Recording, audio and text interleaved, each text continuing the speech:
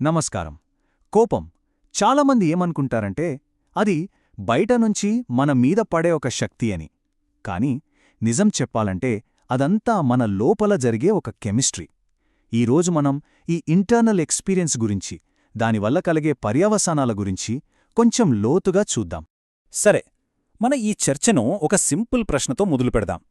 ఒక్క క్షణం నిజాయితీగా ఆలోచించి చెప్పండి, ఇప్పటిదాకా కోప్పడ్డం వల్ల అసలు ఏం సాధించారు? ఈ ప్రశ్నే మన మొత్తం డిస్కషన్కి బేస్ అన్నమాట.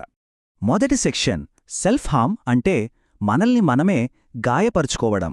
వినడానికి కొంచెం విచిత్రంగా ఉంది కదూ. కోపం అంటే మనకు మనమే హాని చేసుకోవడం ఏంటి అని. కాని అది ఎలాగో ఇప్పుడు చూద్దాం. ఒక మంచి మాట ఉంది, కోపమనేది ఒక మండుతున్న బొగ్గులాంటిది. దాన్ని ఇతరులపై విసురుతాం, కాని మొదట మన చెయ్యే కాల్తుంది. ఎంత నిజం కదా! అంటే కోపం వల్ల మొట్టమొదటి బాధితుడు వేరేవాళ్లు కాదు, మనమే. ఆ సెగ, ఆ నొప్పి ఫస్ట్ మనకే తగులుతుంది. ఇలా ఆలోచించండి, మన కోపం ఒక పెద్ద సుత్తిలాంటిది. ప్రతిసారి మనం గట్టిగా అరిచినప్పుడు మనల్ని మనం చూసుకునే అద్దం మీద ఒక దెబ్బ పడుతుంది. ఆ అరుపుకి ఆ అద్దంలో ఒక పగులొస్తుంది. మన స్వీయ అవగాహనను అదే పాడు చేస్తుంది. ఒకవేళ కోపంతోనే సమస్యలు పరిష్కారం అయిపోతే ఈపాటికి ప్రపంచంలో ఏ సమస్యలు ఉండేవి కావు కదా, అన్నీ ఎప్పుడో సాల్వ్ అయిపోయేవి. దీన్ని బట్టే అర్థమవుతోంది కోపమనేది ప్రాక్టికల్గా ఎంతవరకు వర్కౌట్ అవుతుందో. కోపమనేది కేవలం మనసుకి సంబంధించిన విషయం మాత్రమే కాదు, దాని ప్రభావం మన శరీరం మీద కూడా గట్టిగానే ఉంటుంది. ఇప్పుడు మనం సెకండ్ పార్ట్లోకి వెళ్దాం. మన శరీరం చెల్లించే మూల్యం. తెలియకుండానే మన బాడీ దీనికి ఎంత పెద్ద వెల చెల్లిస్తుందో చూద్దాం. ఇక్కడున్న తేడా చూడండి. బయటకేమో మాటలు వెళతాయి, మనం కోపంలో ఏదో అనేస్తాం. కాని లోపలేం జరుగుతుంది? ఆ కోపమనే విషం మొత్తం మన రక్తంలోనే కలిసిపోతుంది. మాటలు గాలిలో కలిసిపోతాయేమో, కాని ఆ పాయిజన్ మాత్రం మన బాడీలోనే ఉండిపోతుంది.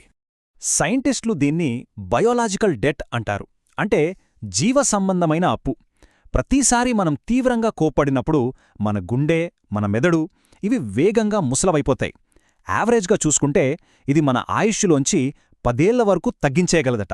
అంటే ప్రతిసారి కోపంతో మనం మన జీవితంలోంచి విలువైన టైంని కాల్చేస్తున్నామన్నమాట.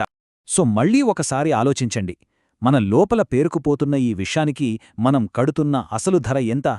మన ఆరోగ్యం, మన ఆయుష్షు, వీటిని పణంగా పెట్టడానికి మనం సిద్ధంగా ఉన్నామా? సరే, ఇప్పటిదాకా మనం సమస్య గురించి చూశాం.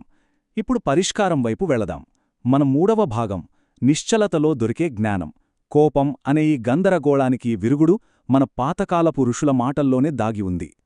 ఇక్కడ మన ముందు 2 దారులున్నాయి. ఒకటి ప్రతిచర్య, అంటే వెంటనే ఆవేశంతో కంట్రోల్ లేకుండా రియాక్ట్ అవ్వడం. రెండవది ప్రతీక్షణ, అంటే స్పృహతో, కంట్రోల్తో కాసేపు ఆగడం. మన అసలైన శక్తి ఈ రెండింటి మధ్య సరైనది ఎంచుకోవడంలోనే ఉంది. ఋషులు చెప్పిన మొదటి మాట ఇదే. కోపానికి మందు ప్రతిచర్యలో లేదు, ప్రతి క్షణంలో ఉంది. అంటే వేచి ఉండటంలో ఉంది. జస్ట్ ఒక చిన్న పాజ్, వెంటనే స్పందించకుండా ఒక్క క్షణం ఆగితే చాలు. ఆ ఒక్క క్షణం మొత్తం సీన్ని మార్చేయగలదు. ఇక రెండో అద్భుతమైన మాట, క్షమించడం బలహీనత కాదు, అది మానసిక బలానికి అతిపెద్ద నిదర్శనం. క్షమించడమంటే ఓడిపోవడం కాదు, మన ఎమోషన్స్ మీద మనకు ఎంత కంట్రోల్ ఉందో చూపించడం. అసలైన బలమంటే ఇదే. ఓకే, మనం సమస్యను చూశాం, పరిష్కారం గురించి కూడా మాట్లాడుకున్నాం. ఇప్పుడు ఫైనల్ స్టేజ్కొచ్చేశాం. 4వ భాగం, ది ఫైనల్ బ్యాలెన్స్ షీట్. కోపం, శాంతి, ఈ రెండింటి మధ్య ఎంపికను ఒక క్లియర్ లెక్కలాగా చూద్దాం. ఒక చాలా ముఖ్యమైన విషయం మనం అర్థం చేసుకోవాలి. శాంతి అనేది మనం కష్టపడి సాధించాల్సిన ఒక టార్గెట్ కాదు, అది మన సహజమైన స్థితి, మన డీఫాల్ట్ సెట్టింగ్ అన్నమాట. కోపమనే అలవాటుతో మనం దాన్ని కప్పేశాం, అంతే. సో చాయిస్ మన చేతుల్లోనే ఉంది. మన ఎనర్జీని అరవడంలో ఖర్చు చేస్తామా, లేక అదే ఎనర్జీని మనల్ని మనం కంట్రోల్ చేసుకోవడంలో ఇన్వెస్ట్ చేస్తామా? ఒక్కటి నాశనం వైపు తీసుకుంటే ఇంకోటి నిర్మాణం వైపు తీసుకువెళ్తుంది. ఇది మన personal profit and loss statement అనుకోండి. ఒకవైపు కోపాన్ని ఎంచుకుంటే వచ్చే నష్టమేంటి? ఆరోగ్యం, క్లారిటీ, ఎనర్జీ అన్నీ లాస్. మరోవైపు శాంతిని ఎంచుకుంటే వచ్చే లాభమేంటి? మన సహజమైన స్థితిని మనం తిరిగి పొందుతాం.